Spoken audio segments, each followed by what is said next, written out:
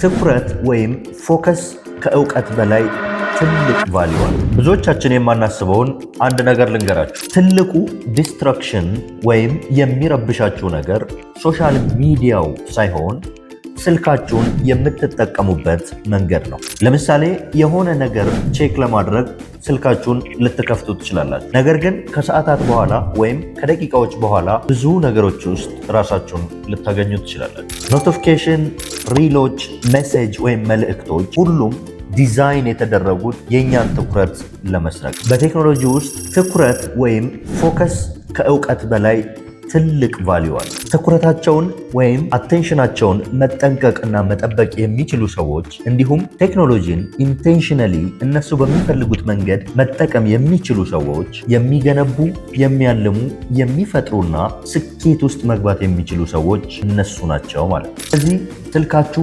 የእናንተን ህይወት ረን እንዲያደርግ አትፍቀዱለት። ሌሎች ሰዎች የገነቡትን ህይወት ስክሮል ከማድረግ ይልቅ የራሳችሁን የወደፊት ህይወት ለመገንባት ተጠቀሙበት።